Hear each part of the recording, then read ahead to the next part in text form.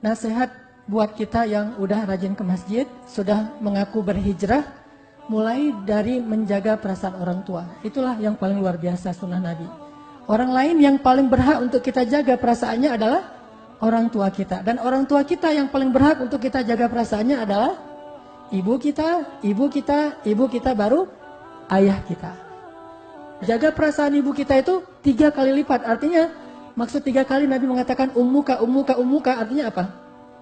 Kata sahabat, ya Rasul, siapa yang paling pantas untuk saya berbakti? Ibumu. Terus siapa lagi? Ibumu. Terus siapa lagi? Ibumu. Maksudnya apa? Ibumu. Kata sahabat, kalau ibu saya misalnya jengkelin gitu, tetap ibumu. Kalau ibu saya itu orangnya ngeselin, tetap ibumu. Pokoknya apapun alasannya, ibumu dulu. Jaga perasaan ibu. Sejauh itu Islam mengajarkan akhlak kepada kita. Gimana menjaga perasaan ibu? Ini ada cerita.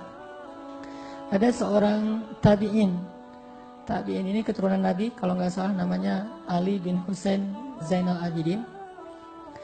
Nah, tabi'in ini ketika sedang makan, orang Arab kan kalau makan tuh pakai nampan gitu ya. Jadi makannya bareng-bareng kan, dengan keluarga ayah, ibu, anak tuh bareng makannya tuh. Nah, Ali ini nggak pernah dia makan satu nampan dengan ibunya.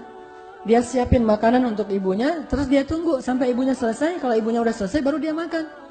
Ditanya sama orang-orang yang melihat kejadian itu, kenapa engkau tidak pernah makan bareng dengan ibumu? Apa kata dia? Saya khawatir ketika saya sedang makan bareng dengan ibu saya mengambil bagian dari roti yang ibu saya sebetulnya menginginkan itu.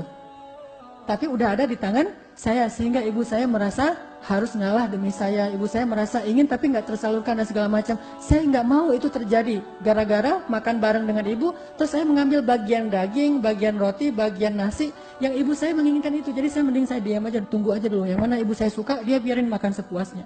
Sebegitunya sahabat menjaga perasaan ibu mereka.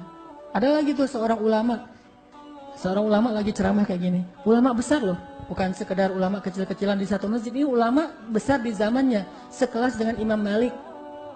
Ulama besar lagi ngajar di masjid, dan muridnya banyak banget, dan dia sangat dihormati. Bahkan banyak dari muridnya itu ulama juga. Lagi ngajar di masjid, sore-sore gitu, tiba-tiba ibunya, karena rumahnya dekat dengan masjid, ibunya keluar terus manggil-manggil dia. Katakanlah misalnya nama ulama ini Syekh Muhammad gitu ya. Muhammad dipanggil sama ibunya. Langsung dia berdiri. Ya ibu gitu. Ya Muhammad, kata ibunya, kasih makan ayam. Disuruh kasih makan ayam di belakang. Bukan, ya Muhammad beli obat buat ibu sakit. Kalau itu kan penting. Ya Muhammad siapin makanan buat ibu. Ya Muhammad masak air, ibu mau mandi, kan itu penting ya. Ini nggak penting banget perintahnya. Kasih makan ayam. Coba, apakah Syekh ini mengatakan, ya ibu sebentar ya, ini lagi ngajar nih, ini lebih penting daripada ngasih makan ayam? Nggak ada. Ibu sebentar lagi ya, tunggu sampai selesai. Ibu saya lagi di dalam masjid segala macam. Enggak. Ketika ibunya manggil, ya Muhammad, ya ibu, kasih makan ayam. Oh ya, langsung lari. Tinggalkan murid-muridnya, majelis taklim, langsung nyari ayam-ayamnya dikumpulin, kasih makan, sampai selesai baru balik lagi ke dalam taklim. Sebegitu mereka menjaga perasaan. Gak mau mengatakan entar sama sekali. Kenapa? Kalimat entar itu mereka khawatirkan akan mengganggu perasaan ibunya. Itu sunnah Nabi banget. Jaga perasaan. Sekarang kita ngakunya udah rajin ke masjid, sudah sering ikut taklim, dan yang luar biasa lagi kita komitmen mau berhijrah. Salah satu hijrah yang harus kita benar-benar kuatkan itu adalah hijrah akhlak. Dan tunjukkan itu bahwa kita udah berubah. Hijrah itu kan perubahan, shift, bergeser dari yang dulu. Mungkin banyak salah, sekarang memperbaiki diri. Hijrah akhlak, berubah. Akhlaknya dulu kita sama orang tua kita, kalau dipanggil cuek gitu, acuh tak acuh nggak jelas. Sekarang kalau dipanggil oleh ibu kita miskon, langsung kita telepon.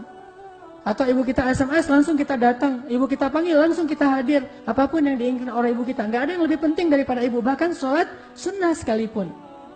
Ada seorang ulama sedang sholat sunnah, ibunya ketok pintu, manggil namanya Muhammad gitu. Dia dalam sholat sunnahnya mikir gini, sholat ibu, yang mana nih yang harus dipilih? Dia lagi sholat sunnah, ya bukan sholat wajib. Antara sholat atau memenuhi panggilan ibu. Dia mikir, akhirnya dia pilih, ya udah sholat dulu aja, sebentar lagi saya akan datang ke ibu saya setelah selesai sholat. Kan sholat tinggal dikit lagi, rakaat terakhir. Ternyata apa?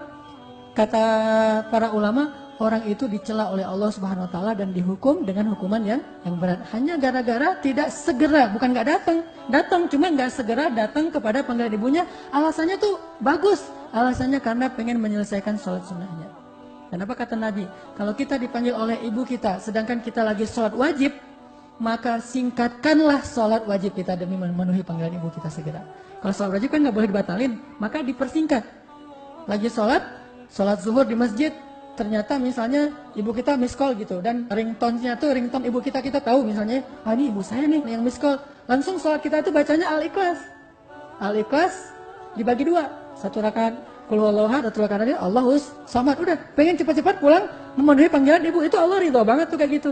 Jangan bilang, lebih mementingkan ibu daripada Allah. Bukan, justru Allah yang nyuruh kita mementingkan ibu daripada Allah sendiri. Coba, kayak gimana Allah menghargai perasaan seorang ibu. Maka seorang anak itu, kata Allah, fala taqul lahuma uff.